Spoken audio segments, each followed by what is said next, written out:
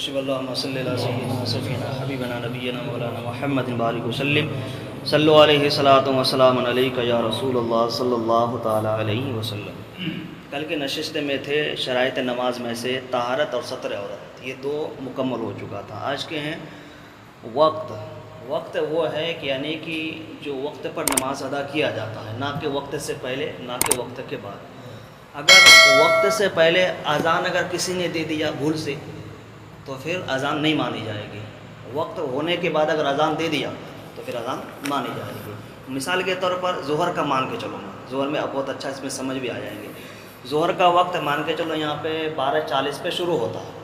ابتدا یعنی کہ اول وقت ہے۔ اگر 12:39 پہ کسی نے اذان دینا شروع کیا، 40 پہ وقت شروع ہو رہا ہے، 39 پہ اگر اذان دینا شروع کیا تو بھی اذان نہیں مانی جائے، کیونکہ وقت سے پہلے کوئی بھی چیز نہیں ہو سکتا۔ اگر 12:40 پہ شروع ہوا اور 41 پہ اذان دے دیا تو پھر اذان ہو جائے گی، بھلے جماعت 3 بجے کیا جائے یا 2 بجے کیا جائے یا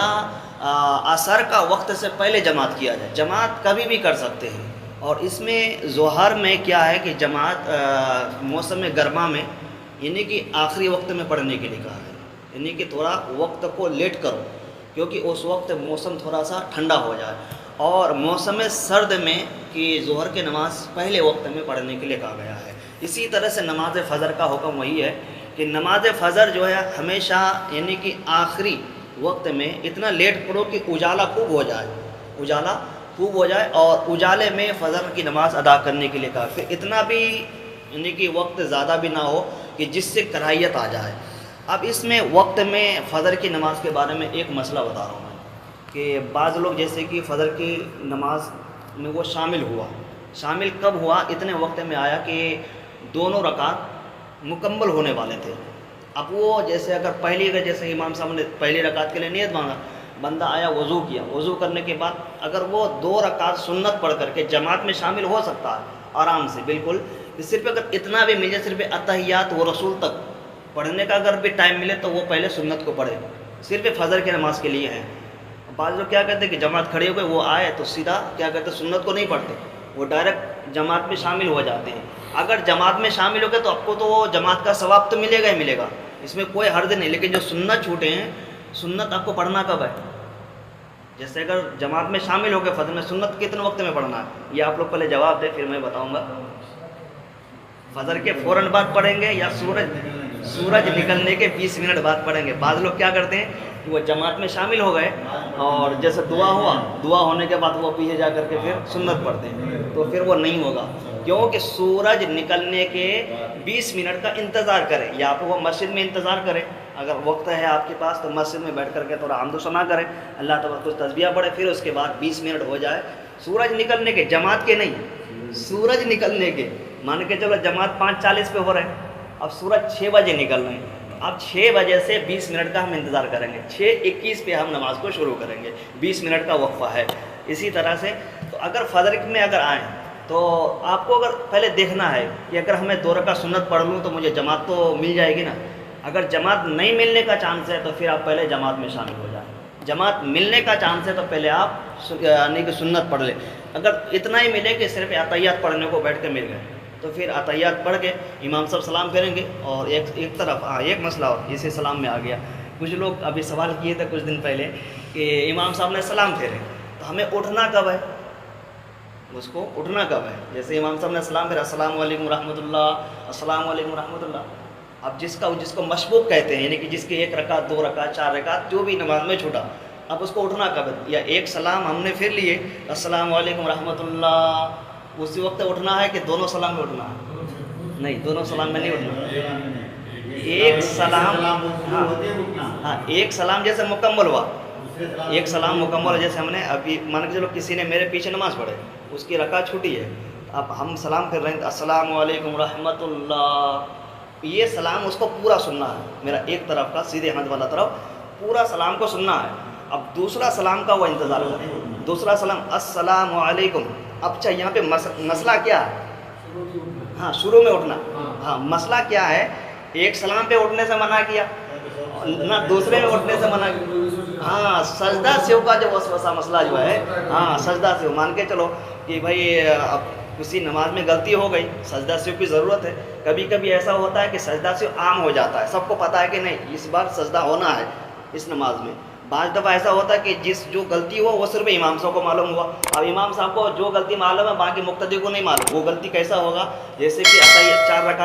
چار رکعت والی نماز ہے، دوسری رکعت میں اتحیات کے لیے بیٹھتے ہیں. امام صاحب نے اتحیات پورا پڑھ لیا اور پھر درود شریف پڑھنا شروع کر دیا. درود شریف کتنا پڑھے گا تو سجدہ سے لازم ہوگا؟ درود شریف اگر اللہم صلی علی، اللہم صلی، یہ 3 جملہ ہو گیا. اگر یہ 3 جملہ مکمل کسی نے بھی پڑھ لیا، چاہے وہ فرض نماز میں ہو یا سنت میں ہو یا نفل میں، کسی بھی نماز میں ہو، ان پر سجدہ سے لازم ہو جائے گا. صرف اللہم اتنا کا اور یاد ہے کہ نہیں یہ میری دوسری رکعت ہے، فوراً کھڑا ہو گیا اللہ اکبر کہتا ہو، سجدہ سے لازم نہیں ہوگا. اللہم صلی علی اتنا اگر کہا تو پھر سجدہ سے لازم ہو گیا. اب ان کے پاس سجدہ سے، اب امام صاحب کو جیسے کہ 4 رکعت والی نماز میں ایسا ہوا تو بھائی سجدہ سے لازم ہے. اگر سجدہ سے نہیں کیا تو کسی کے لیے بھی نماز نہیں ہوگی، نہ امام صاحب کے ہوں گے نہ پیچھے والوں کے. لیکن یہ غلطی صرف کس کو پتہ؟ امام صاحب کو پتہ. اگر امام صاحب نے سوچا کہ چلو مقتدیوں کو کیا پتہ، ہم تو اپنا سلام پھیر ہی لیں گے، تو پھر ذمہ کون ہوں گے؟ امام صاحب ہوں گے، مقتدی نہیں ہوں گے اس کا ذمہ. اگر کس قرات میں غلطی ہو گیا اور رکوع سجدہ میں جیسے دوسری رکعت میں بیٹھنا تھا، کھڑے ہونے لگے، اگر کھڑا ہوا اتنا کھڑا ہوا کہ کینچی کھل گیا تو کینچی کھلا تو پھر سجدہ سے واجب ہو گیا. اور کسی نے اگر لقمہ دیا، لقمہ اگر کسی نے دیا، کینچی پورا نہیں کھلا، اس کو جو کینچی بولتے ہیں، جیسے اس طرح سے سجدہ کی ہے، سجدہ سے جیسے ہمیں بیٹھنا تھا دوسری رکعت میں، اب ہم نے کھڑے ہونا شروع کر دیا، اللہ اکبر، اتنا اگر کھل کے اتنا بھی اگر آیا، یہ کینچی ابھی میرا چپکا ہوا ہے کہ اگر اتنا اٹھا، یہ کینچی کھل گیا، یہ کینچی کھلا تو پھر اب ہم اس کا سجدہ سے ہوگا لیکن لقمہ نہیں لیں گے. اب ہمیں کھڑا ہونا، دوسرے کا میں کھڑے ہو جائیں گے کیونکہ کینچی کھلنے کے بعد کھڑا ہی ہے، کیونکہ وہ قیام میں آ گیا. کینچی بھی بند ہے، کسی نے جیسے ابھی ہم سجدہ سے اٹھے، بیٹھنا تھا، ہم نے اللہ اکبر، اللہ کے الف کو لام کو کھینچنا پڑتا، کھینچتے کسی کو پتہ چلا کہ نہیں یہاں بیٹھنا، یہاں پہ کھڑے ہو رہے ہیں، لقمہ دیا تو امام صاحب نے اتنے میں بیٹھ گئے اس طرح. تو پھر نماز دوسری رکعت پہ بیٹھنا، کینچی جیسے کھلا اتنا کھلا، اس کے بعد کسی نے لقمہ دیا، اب اس کا لقمہ کو لینا نہیں ہے، نماز ادھر بھی ہو جائے گی، نماز ادھر بھی ہو جائے گی. صرف کیا ہے وہ قیام میں آ گیا. اب قیام میں آیا تو پھر وہ تیسری رکعت میں کیا کرنا؟ دوسری میں تو کھڑے ہو گئے، تحیات نہیں پڑھے، تیسری میں کیا کرنا ہے؟ تیسری میں بیٹھیں گے کھڑے ہوں گے؟ نہیں پڑھیں گے.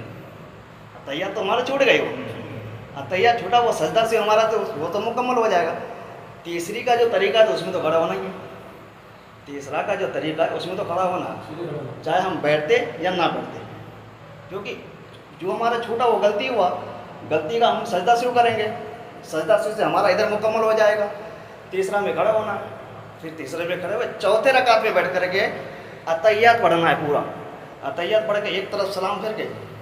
پھر اتحیات پڑھنا، ایک طرف سلام پھر کے 2 سجدہ کریں گے،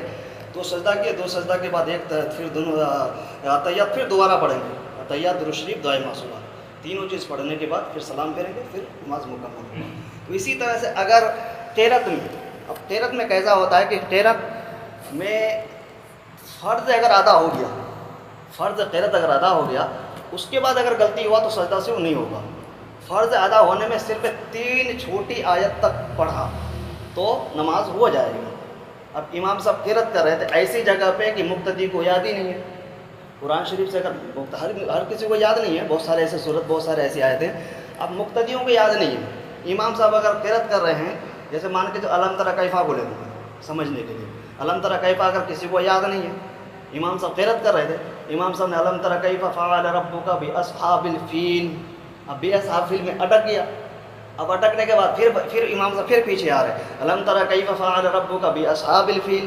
2 مرتبہ ہوا، پیچھے سے کوئی لقمہ نہیں مل رہا، پھر ایک مرتبہ پھر لوٹیں گے، الم تری کیف فعل ربک باصحاب الفیل. اب کوئی لقمہ نہیں دے رہا، کیونکہ لقمہ کوئی بھی دیں گے تو 3 مرتبہ پہلے امام صاحب دوڑائیں گے، 3 مرتبہ دوڑانے کے بعد امام صاحب سکوت اختیار کر لیں گے. اب وہ کچھ پڑھیں گے نہیں، کچھ دیر، اتنا وہ کھڑے رہیں گے جتنا 3 مرتبہ سبحان ربی الاعلیٰ، سبحان ربی الاعلیٰ، سبحان ربی الاعلیٰ،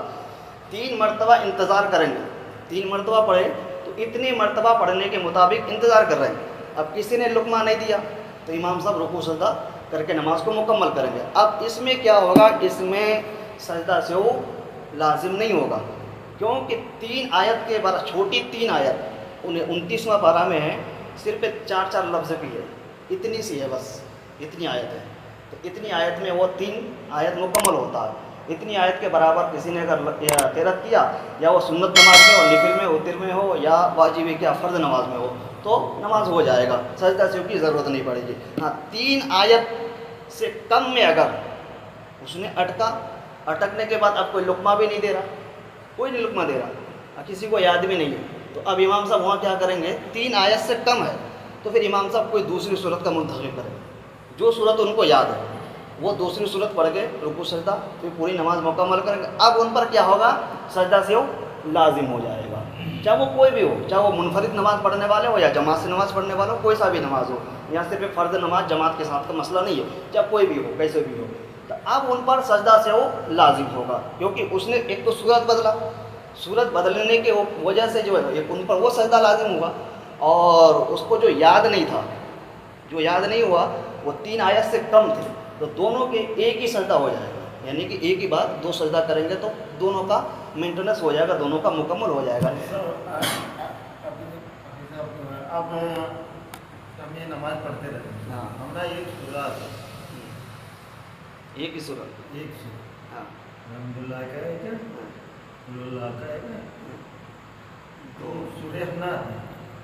نماز کے لیے کم سے کم 4 صورت کا یاد ہونا ضروری ہے۔ الحمدللہ تو ہر کسی کو یاد ہوتا ہے، اس کو چھوڑ کر کے 4 صورتیں یاد ہونا ضروری ہے۔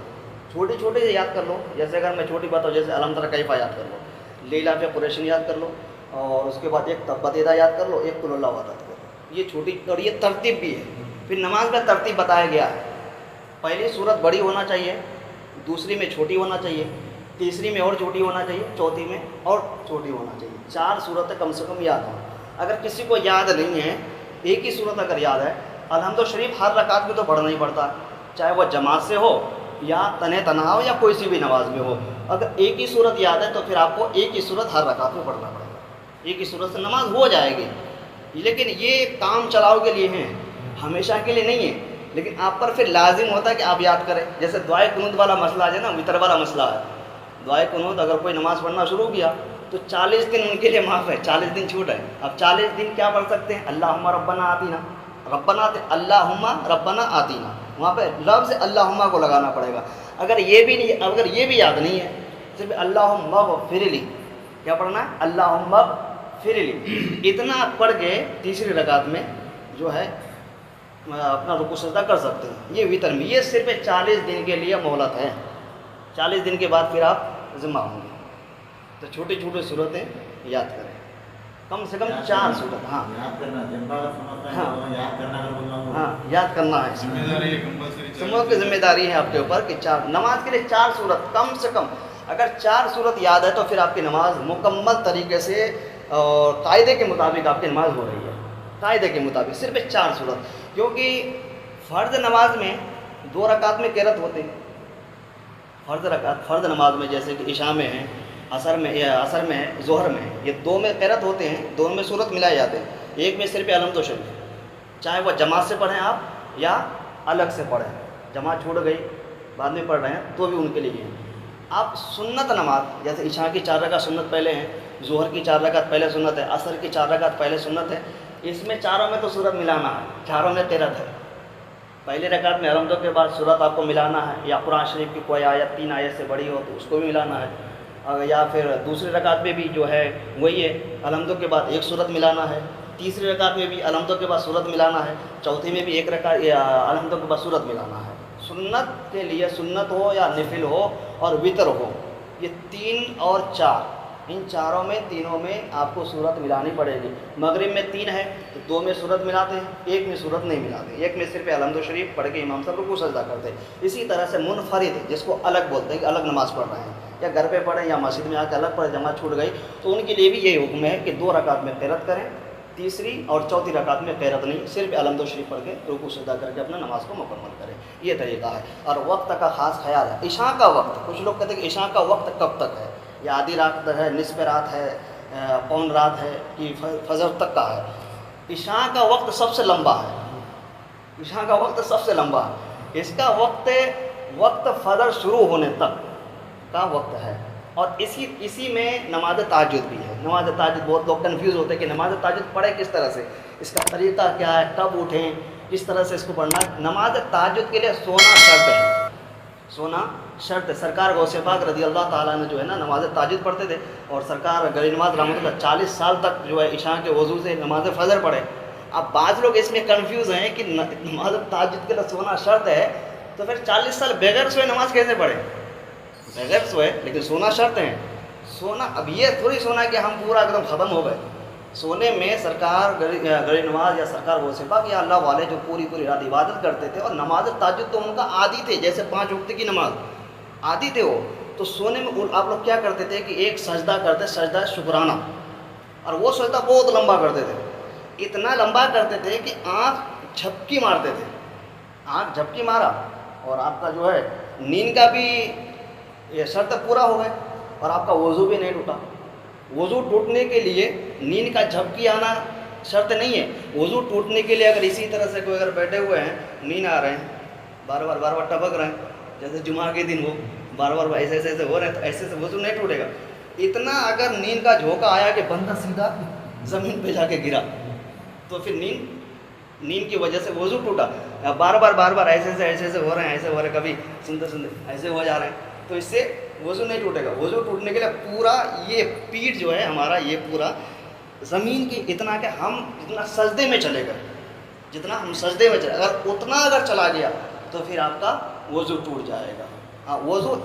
وضو ایسے ٹوٹے گا جیسے نماز کے اندر تھے، یا سنت نماز میں یا نفل یا فرض نماز میں، نماز کے اندر اگر ہنسا تو وضو ٹوٹ جائے گا، نماز کے اندر ہنسا تو وضو ٹوٹ جائے گا، لیکن نماز سے باہر تھے کتنوں بھی ہنسو آپ کا وضو نہیں ٹوٹے گا۔ سطر کھل گیا تو وضو ٹوٹے گا کہ نہیں؟ جیسے ہمارا شطر، مردوں کا شطر ناف سے گھٹنوں تک ہے، کسی نے تہمت بنا ہوا تھا، اور تہمت جو ہوا کی وجہ کسی نے مذاق میں کھینچ دیا، اور یہ شطر ہمارا گھٹنا کھل گیا، تو وضو ٹوٹے گا کہ نہیں ٹوٹے گا؟ نہیں ٹوٹے گا۔ وضو ٹوٹنے کے لیے شطر کا کھلنا ضروری نہیں ہے، اس سے وضو نہیں ٹوٹے گا۔ کہ وضو ٹوٹنے کے لیے کیا ہے کہ ہوا کا نکلنا، پیشاب پاخانہ، خون جو ہے یعنی کہ زخم سے بہہ جانا، جم گیا تو نہیں ٹوٹے گا، بہہ جانا، اس کے بعد اتنا طے ہوا کہ منہ بھر کر کے طے ہوا تو وضو ٹوٹ جائے گا۔ دانت میں کھلال کر رہے تھے، گوشت وغیرہ کھائے، کھانا وانا کھانے کھلال کیے، کھلال کرتے سمے جب خون آیا اور تھوک جو ہے خون میں تبدیل ہو گیا تو وضو ٹوٹ جائے گا۔ اور باقی جو کنگا وغیرہ کرنے سے، سطر کھلنے سے، ہاں سطر کو احتیاط ہے کہ آپ اس کو ڈھک کر کے رکھیں، چاہے وہ نماز کے لیے ہو یا ویسے بھی ہو، سطر انسان کے لیے ہمیشہ ڈھکا ہوا ہونا چاہیے۔ یہ وقت کا پورا انشاءاللہ کل جو ہے استقبال قبلہ کی طرف نماز پڑھنے کا، یہ تو پھر شرائط میں ہے، بغیر قبلے کی نماز نہیں ہوگی، لیکن بہت ایسی مسئلہ ہے کہ آپ بغیر قبلے کی بھی نماز پڑھ سکتے ہیں، ہے قبلہ ادھر، آپ چاہے ادھر بھی نماز پڑھ سکتے ہیں، نماز ہو جائے گا، ادھر بھی ہو سکے آپ نماز پڑھیں، نماز ہو جائے گا، ادھر بھی منہ کر کے نماز پڑھیں گے، نماز ہو جائے گی، لیکن اس میں شرط ہے، اس میں مسائل ہے، کن مسائلوں پر اس طرح سے نماز ہو جائے گا، کن مسائلوں پر نہیں ہوگا۔ اب بہت جگہ گھر کا معاملہ ہوتا ہے، گھر کا بہت ایسے ہے کہ جیسے کسی کا گھر اگر ایسے بندھا ہوا ہے، اس طرح سے نہیں ہے، مان کے قبلہ ادھر ہے، اب ہے قبلہ ادھر، گھر ہونا چاہیے اس طرح سے، تبھی بالکل مصلی بھی جائے گا، لیکن گھر اگر ایسے اگر بنا ہوا ہے، اس طرح سے بنا ہوا ہے، اب جگہ ہمارے پاس اتنی سی ہے، جگہ اتنی، اگر ہم سیدھا مصلی بچھائیں گے تو ہمارا مصلی بچھے گا ہی نہیں پہلے گا، اس طرح سے نہیں بچھے گا، کننے میں جگہ، باقی ہمارا پورا گھر جو ہے قبر ہے، ہم ادھر نماز نہیں پڑھ سکتے، اس کننے میں اگر خالی جگہ ہے تو آپ کیا کریں گے کہ اگر اس طرح سے اگر ہم مصلی بچھائیں، مصلی بچھا نہیں، جب مصلی نہیں بچھا رکوع سجدہ بھی نہیں ہوگا، اگر اس طرح سے بچھا رہے ہیں، ہے قبلہ ادھر لیکن اس طرح سے بچھا رہے ہیں تو نماز ہو جائے گی، کیونکہ یہاں پہ عذر پایا جا رہا ہے،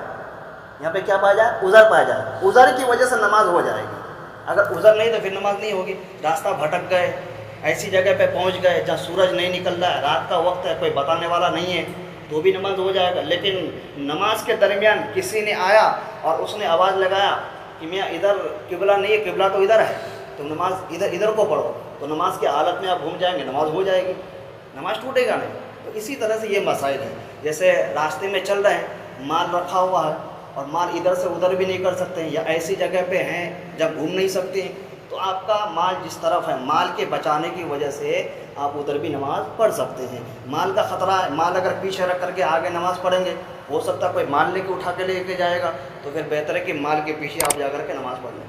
نماز ہو جائے گی۔ تو یہ سارے تمام شرطیں ہیں موجود۔ اللہ تبارک و تعالیٰ سے دعا ہے کہ ہم سب کو اہدنا الصراط المستقیم، شریعت مصطفیٰ پر چلنے کی توفیق رفیق عطا فرمائے۔ مولا تبارک و تعالیٰ ہمارے اس نشست کو اپنی بارک میں قبول و مقبول عطا فرما۔ ہم سب کو سنت سے زیادہ عمل کی توفیق رفیق عطا فرما۔ ہم سب کو مولا سنت کے مطابق زندگی گزارنے کی توفیق رفیق عطا فرما۔ یا مولا ہم سب کی نمازوں کو مولا اپنی بارگاہ میں قبول و مقبول عطا فرما۔ ہم سب کے دعاؤں کو اپنی بارگاہ میں قبول و مقبول عطا فرما۔ وصلی اللہ تعالی علی خیر خلق نور عرش محمد و آلہ و صحبہ اجمعین۔ ان اللہ و ملائکتہ یصلون علی النبی یا ایھا الذین آمنوا صلوا علیہ وسلموا تسلیما۔ اللهم صل علی سیدنا شفیعنا حبیبنا نبینا مولانا محمد بارک وسلم۔ صلوا علیہ صلاۃ و سلام علیک یا رسول اللہ صلی اللہ تعالی علیہ وسلم۔ سبحان ربک رب العزۃ عما یصفون وسلام علی المرسلین والحمد للہ رب العالمین بحق لا الہ الا اللہ محمد